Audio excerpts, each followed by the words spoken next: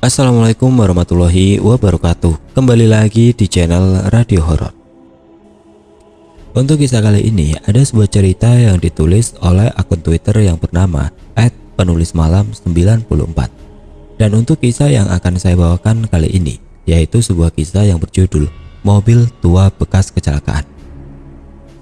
Sebelum kita masuk ke ceritanya, tekan dulu tombol like video ini dan jangan lupa tekan juga tombol subscribe channel ini. Dan nyalakan juga lonceng notifikasinya agar teman-teman tidak ketinggalan cerita-cerita baru dari channel ini.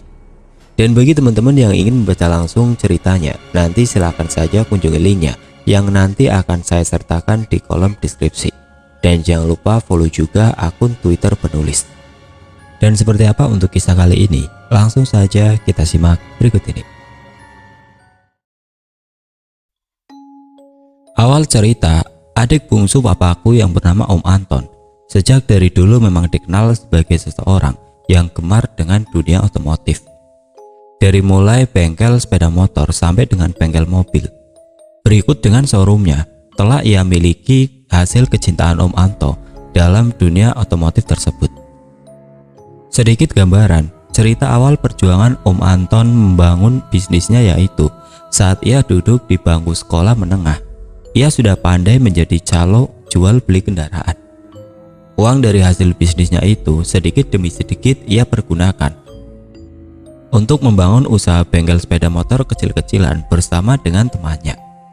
Perlahan tapi pasti bengkel motor itu pun semakin ramai dikunjungi orang karena harganya murah dan hasil perbaikan yang bagus membuat para pelanggan Om Anton selalu kembali lagi ke bengkel miliknya. Tak puas sampai di situ saja, Om Anton pun mengembangkan bisnis lain, yaitu mempunyai bengkel mobil dan showroom kendaraan bekas.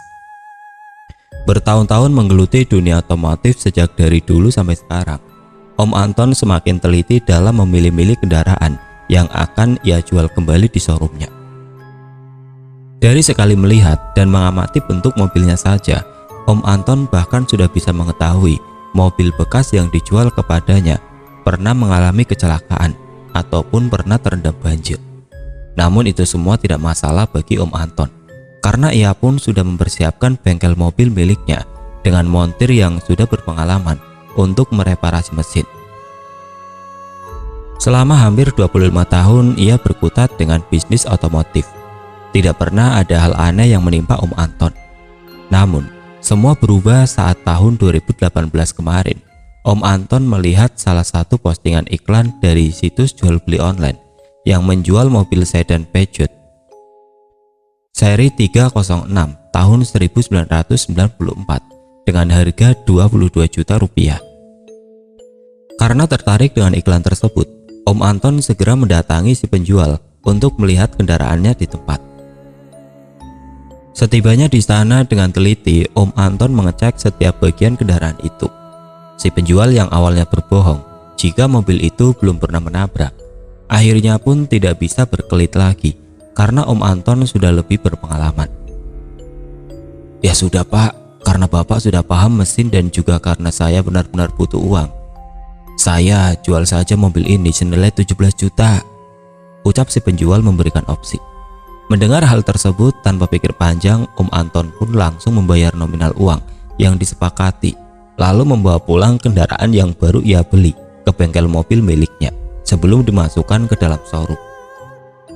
Keesokan harinya, Om Anton yang berantusias untuk melakukan perbaikan mobil tua itu langsung menyuruh dua anak buahnya untuk mengganti beberapa bagian mobil yang dianggap sudah jelek, terutama di bagian interior dan juga bagian mesin. Namun saat Wandi, pekerja bengkel, baru saja membongkar jok depan mobil itu, ia melihat ada banyak noda merah yang jika diperhatikan itu adalah noda darah kering berceceran di bawah jok kemudi. Wandi pun sempat bercerita kepada Om Anton temuan yang baru ia lihat. Tetapi saat itu Om Anton malah berkata, "Gak mungkin deh kalau ceceran noda darah bisa sampai di bawah jok. Bisa jadi cuma kotoran biasa Wan. Ya sudah, tolong kamu bersihkan saja ya sekalian," pintanya. Wandi kembali membersihkan mobil itu. Tetapi lagi-lagi muncul keanehan baru, yaitu banyaknya gulungan rambut panjang. seperti gulungan rambut rontok yang berserakan di dalam mobil tersebut. Saat itu Wandi dan Janu sebagai montir malah sempat bercanda kepada Om Anton. "Kok Anton, yang bener saja, masa ini mobil jorok begini kok Anton beli? Emang gak ada mobil yang bagusan dikit?" tanyanya sambil tertawa kecil dan memperlihatkan keadaan dalam mobil yang berantakan. Om Anton mulai agak penasaran dengan perkataan Wandi. Ia kembali melihat ke dalam mobil dengan sebagian interiornya yang sudah dilepas untuk diganti baru. "Loh, masa sih? Sewaktu saya cek kemarin, rasanya mobil ini gak ada banyak kotoran rambut berserakan. Cuma jok-joknya saja memang terlihat usang," jawab Om Anton. Tidak lama kemudian, posisi Om Anton yang tepat berada di samping mobil merasakan ada bau anyir menyengat dari dalam mobil. Langsung membuat ia mual. "Wadi, gila kali ya yang punya mobil ini sebelumnya. Kok bau banget ini mobil, kayak bau anyir plus busuk," ucap Om Anton seraya berlalu menjauhi mobil. Wandi dan Janu saling bertatap mata. "Emang ada baunya, Nu?" tanya Wandi heran. Tapi Janu hanya menggelengkan kepala keheranan. Tidak cuma sampai di situ, keanehan-keanehan yang terjadi tepat di sore hari sekitar jam 6 saat bengkel mobil milik Om Anton mau segera tutup. Ia didatangi oleh seorang perempuan yang bisa dibilang berumur 20 tahun ke atas. Wanita itu memang terlihat agak sedikit pucat dan hanya berdiri menunduk di depan bengkel mobil Om Anton. "Mau cari apa, Kak? Maaf, bengkelnya sudah mau tutup nih," ucap Om Anton. Wanita itu hanya tertunduk dan justru malah menangis. "Kok ngomong sama siapa sore-sore?" tanya Janu heran. Om Anton menunjuk wanita yang berada di hadapannya kepada Janu. Tapi wanita misterius itu sudah tidak nampak lagi. Dan berganti bau menyengat anyir di hidung Om Anton yang membuatnya mual untuk kedua kali. "Janu, Wandi, Tiwul, setelah kalian selesai beres-beres, langsung pulang aja duluan. Saya mau ke atas dulu, biar nanti saya yang kunci bengkelnya," ucap Om Anton. Baik guys, bengkel Om Anton ini di lantai 1 dan rumahnya berada di lantai 2. Om Anton yang merasa mual itu hanya karena masuk angin, kemudian meminta dikerik istrinya dan lalu tertidur. Dalam tidurnya, Om Anton bermimpi didatangi sesosok perempuan yang setelah ia ingat-ingat kembali, perempuan itu persis seperti yang barusan berdiri dan menangis di depan bengkel. Perempuan itu tidak mengatakan apapun, namun ia hanya menangis sebagai tersayat-sayat. Dan setelah Om Anton dekati, kepala perempuan itu malah terjatuh ke pundak sebelah kirinya. Jika dijabarkan secara rinci, leher perempuan itu seperti tidak memiliki tulang. Perempuan misterius tersebut kemudian melirik tajam ke arah Om Anton sambil mulutnya menyeringai. Om Anton yang ketakutan sontak terbangun dengan berceceran peluh dan nafas yang mulai tersegal-segal. Om Anton yang sadar itu hanya mimpi segera bangkit dari tempat tidur, dan ia pun teringat belum menutup pintu bengkel di lantai 1. Dengan langkah gontai, Om Anton menuruni anak tangga. Namun baru beberapa langkah menuruni anak tangga, seketika ada tiupan angin dingin di tengkuknya yang membuat dirinya tiba-tiba menjadi merinding. Mata Om Anton pun terganggu dengan keadaan mobil yang kedua pintu depannya terbuka serta lampu mobil itu menyala. "Wandi, Janu sama Tiwul, kayak baru sehari 2 hari aja sih kerja di sini. Masa mobil dibiarin keadaannya begini?" batin Om Anton sambil masuk ke dalam mobil, ingin mematikan lampu dan mencabut kunci mobil yang pastinya masih tertinggal di dalam. Tep, tep, tep. Lampu secara tiba-tiba berkedip dan lalu mati, membuat Om Anton agak sedikit terkejut. Degup jantung Om Anton mulai tidak karuan, dan dengan keadaan sekitar masih gelap, hanya ada pantulan sinar cahaya dari lampu mobil yang masih menyala. Om Anton berusaha meraba-raba untuk menggapai kunci mobil yang masih menempel. Namun, alangkah terkejutnya Om Anton ketika matanya tidak sengaja menunduk ke bawah. Dilihatnya kepala buntung seorang perempuan dengan rambut panjang menjuntai. Untuk beberapa saat, rasanya arwah Om Anton ikut melayang saking takutnya. Namun dengan sisa tenaga yang ia punya, Om Anton segera berlari ke lantai 2 dan membiarkan bengkelnya belum terkunci, serta keadaan listrik mobil yang menyala. "Loh, Papa kenapa lari-lari gitu sih?" tanya istri Om Anton heran. Enggak apa-apa kok, Mah," jawab Om Anton tergagap sambil mengatur nafas tersegal-segal. Sang istri lalu memberikan Om Anton minum supaya Om Anton agak tenang. "Mah, ayo temenin Papa ke lantai 1. Papa mau kunci bengkel," pinta Om Anton kepada istrinya. "Bukannya Papa barusan ke bawah udah kunci pintu bengkel?" tanya istri Om Anton heran. Iya, tapi udah pokoknya Mama ikut Papa aja dulu ke bawah," jawab Om Anton seperti orang yang kebingungan. Om Anton dan istrinya pun langsung menuju ke lantai 1. Begitu sampai di bawah, Om Anton dibuat heran karena ia ingat betul mobil tadi ditinggalkan dengan keadaan lampu mobil yang menyala, tetapi lampu di bengkel mati. Om Anton menggaruk kepalanya dan melihat ke sekeliling sambil melamun. "Wah, kok ngelamun sih? Ya udah, sana kunci bengkelnya, terus matiin lampu," ucap sang istri sambil menepuk pundak Om Anton. Om Anton membatin, sebaiknya ia tidak perlu jika menceritakan hal aneh yang baru saja terjadi kepada istrinya, karena akan percuma juga apalagi sang istri tidak mempercayai hal-hal seperti itu. Hari pun berlalu dan keesokan paginya Om Anton mendengar ada suara ribut-ribut di bengkelnya. Ia segera bergegas ke lantai bawah dan saat di bawah ia terkejut bukan main. Saat dilihatnya Janu, Wandi dan Tiwul sedang mengeluarkan ular hitam yang berukuran lumayan besar ada di dalam mobil. "Loh, kok bisa ada ular begini, Wul? Seumur-umur saya beli ruko dan punya usaha bengkel, gak ada tuh kejadian seperti ini," tanya Om Anton cemas. "Waduh, gak tahu kok. Lagian kok bisa sih ada ular? Untung saja kelihatan tadi sama saya," jawab Tiwul. Ular itu akhirnya segera dilepaskan ke selokan yang tidak jauh dari ruko oleh mereka bertiga. Menjelang siang hari, setelah selesai jam istirahat, Wandi selaku kepala montir kembali memperbaiki mobil sedan tua keluaran Prancis itu. Kaget bukan kepalang saat ia melihat sosok siluet bayangan 2 dimensi, wanita berambut panjang, sedang duduk di jok belakang dengan kepala menempel pada pundaknya, seperti tidak memiliki tulang leher.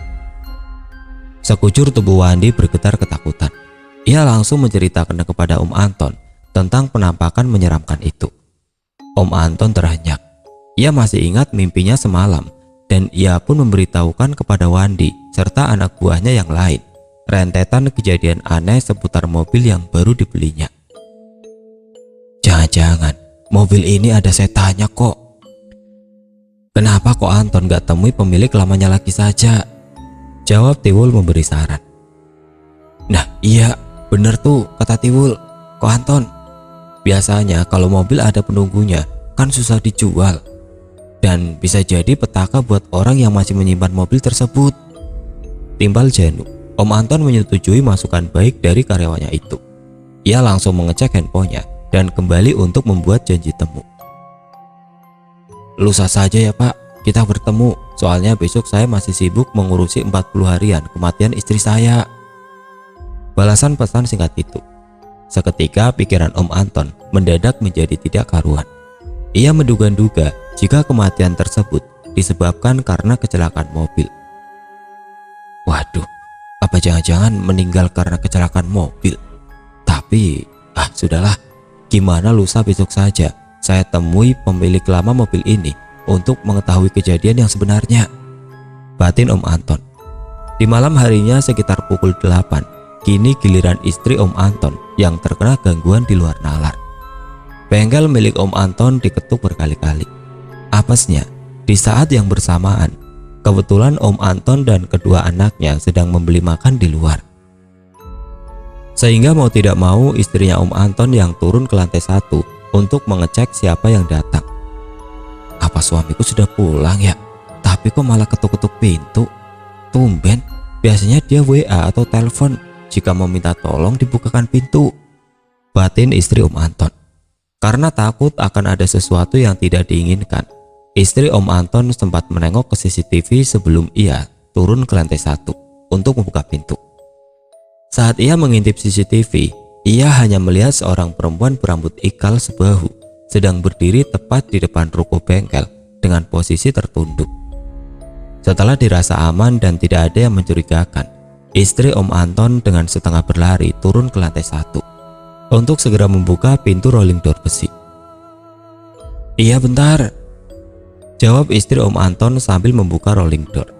Ketika pintu rolling door terbuka sedikit, istri Om Anton tidak menemukan siapa-siapa. "Oh, mungkin orang iseng atau mungkin salah alamat kali ya," pikir istri Om Anton sambil mencoba menutup kembali pintu. Belum sampai pintu itu tertutup rapat, istri Om Anton dikagetkan dengan suara tawa cekikikan kuntilanak yang berada di atas istri Om Anton. Dengan agak sedikit gemetar ketakutan dan juga penasaran, istri Om Anton menengok ke atas langit-langit. Lalu yang ia lihat saat itu adalah posisi setengah tubuh wanita yang terbalik dengan rambut tergerai panjang dan mulutnya menyeringai. Istri Om Anton yang memiliki riwayat darah rendah pun langsung tergeletak tidak sadarkan diri. Sesudah istri Om Anton sadar, ia langsung dicecar pertanyaan oleh sang suami terkait dirinya yang terjatuh pingsan. Om Anton khawatir jika penyakit istrinya kambuh. "Enggak apa-apa, Pak. Mama pingsan bukan karena sakit kok. Cuma tadi seingat Mama lihat perempuan yang serem banget, Pak, di bengkel," jawab istri Om Anton. Seketika membuat bulu kuduk Om Anton merinding. Om Anton pun langsung menceritakan tentang pengalaman mistisnya 2 hari terakhir ini setelah membeli mobil tua itu. "Besok lusa, Papa akan segera menemui pemilik mobil itu, Mah. Papa akan menanyakan tentang riwayat mobil tersebut," ucap Om Anton. Karena banyaknya gangguan mistis selama ada di bengkel, Om Anton dengan cepat langsung bertindak memindahkan mobil tua itu ke showroom mobil miliknya. Walaupun pengerjaan reparasi mobil tersebut belum 100% selesai. Yang ada di benak Om Anton, sebaiknya mobil itu secepatnya dijual kembali, walaupun dengan harga murah ataupun harga merugi, daripada kembali meneror keluarga Om Anton. Tapi sebelum itu, Om Anton meminta anak buahnya melakukan pengecekan terakhir supaya saat dipajang di showroom, mobil miliknya terlihat sudah rapi dan tidak kotor. Ini punya siapa ya kok? Kok ada bantal kecil di bagasinya? Apa punya Ko Anton ketinggalan?" tanya Tiwul sambil memperlihatkan sebuah bantal boneka berwarna merah. "Bukan. Oh, mungkin jangan-jangan ini punya pemilik lama yang ketinggalan. Ya sudah, keluarkan saja dulu bantal itu, Wul. Nanti saya akan berikan kepada pemiliknya," lanjut Om Anton. Kini tiba pada waktu yang ditentukan. Om Anton kembali bertemu dengan Sopian, si pemilik mobil lama. Tanpa banyak berbasa-basi, Om Anton langsung menanyakan riwayat mobil tersebut kepada Sopian dan lalu mengembalikan bantal boneka yang tertinggal di bagasi mobil. "Loh, boneka bantal ini yang saya cari-cari, Pak. Ternyata masih tertinggal di mobil itu ya.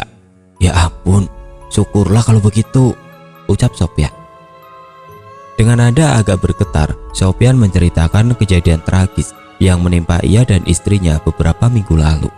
Sopian pun menjelaskan jika mobil sedan tua itu sebenarnya adalah mobil peninggalan dari ayah almarhum istrinya.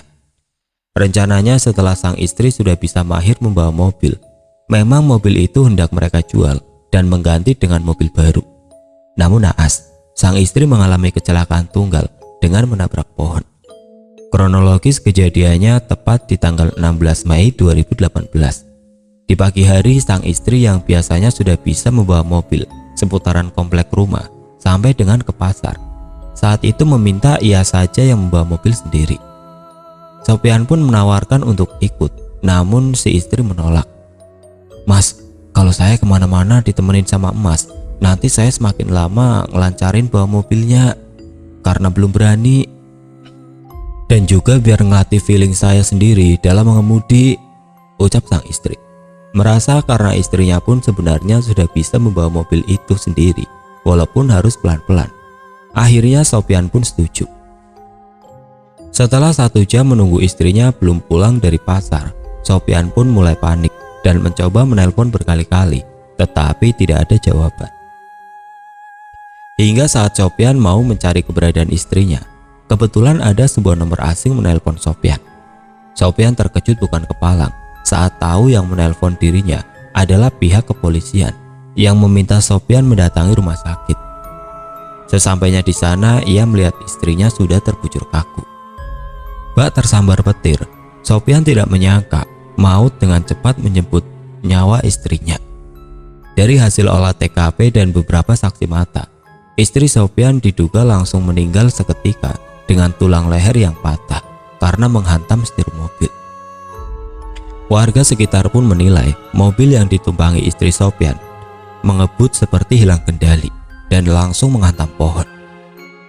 Pasca meninggalnya istri Sopyan, mobil itu hendak ia kembalikan kepada keluarga istrinya. Namun dari pihak keluarga istrinya menolak karena masih ada rasa trauma yang mendalam, hingga pada akhirnya Sopyan berinisiatif membawa ke bengkel untuk diperbaiki. Namun karena Sopyan pun enggan menggunakan mobil bekas kecelakaan istrinya, Sopyan pun langsung menawarkan mobil tersebut melalui situs jual beli online, dan uang yang didapat bisa dipakai untuk kebutuhan anaknya yang masih kecil. Om Anton yang masih penasaran dengan boneka bantal berwarna merah itu kemudian menanyakan kembali kepada Sopyan. Rupa-rupanya Om Anton memperhatikan gelagat Sopyan saat Anton memberikan bantal boneka tersebut. Ada sebuah kelegaan sekaligus ada tanda tanya besar di wajah Sopyan. Bantal boneka ini ya Pak? Gimana ya? Saya jelasinnya, karena untuk hal yang satu ini saya masih nggak ngerti kok bisa ada di bagasi mobil itu ya, jawab Sopyan sambil menggaruk-garuk kepalanya yang juga keheranan. Bantal boneka ini milik almarhum istri saya Pak. Sejak dari kecil, almarhum istri saya selalu memeluk boneka ini sebelum tidur. Jika tidak ada boneka ini, almarhum istri saya pasti nggak bisa tidur, jawab Sopyan. Tenggorokan Om Anton terasa tercekat. Ia berpikir, kok bisa ada kejadian aneh lagi sih dengan mobil ini? Batinnya dalam hati. Masih dalam perbincangan antara Om Anton dan Sopyan, si pemilik mobil lama. Tiba-tiba pegawai showroom mobil bekas Om Anton mengabarkan melalui telepon jika ada orang yang berniat untuk membeli mobil tersebut, namun dengan harga nego 17 juta. Sudah, kasih aja harga segitu, ucap Om Anton. Si karyawan showroom yang masih ragu karena Om Anton bisa dibilang kali ini ia menjual mobil itu dengan rugi, sebab sudah ada beberapa bagian mobil yang diganti dan juga direparasi. Kembali menanyakan apakah Om Anton yakin dengan keputusannya. Iya Yono, kamu jual aja harga segitu, jawab Om Anton pasti. Oh baik kalau gitu kok, jawab karyawan showroom Om Anton di seberang sana. Akhir cerita, mobil itu pun cepat kembali terjual, namun dengan keadaan rugi. Itu semua tidak masalah bagi Om Anton. Menurut kepercayaan orang Cina sendiri, jika beli mobil bekas kecelakaan sampai memakan jiwa, akan membawa kesialan ataupun petaka. Terbukti, belum ada 1 bulan mobil itu dibeli, sudah ada banyak keluhan aneh oleh pemilik barunya, seperti klakson yang bunyi sendiri, lampu menyala sendiri. Tiba-tiba keempat pintu mobil terbuka semua di pagi hari. Sampai bahkan yang terparah, belum ada 1 bulan mobil itu dibeli, sudah hampir 2 kali mau menabrak. Alhasil si pemilik baru kendaraan tersebut sempat menawarkan kepada Om Anton untuk dibeli lagi olehnya. Namun Om Anton menolak membeli kembali. Terakhir kali berkomunikasi dengan Om Anton, menurut kesaksian si pembeli yang baru, ia sampai memanggil orang pintar untuk meruat mobil tua itu. Lalu setelahnya, barulah mobil itu tidak ada hal-hal aneh yang terjadi. Dan untuk Om Anton sendiri, ia pun enggan untuk membeli kendaraan bekas kecelakaan oleh karena kejadian tersebut.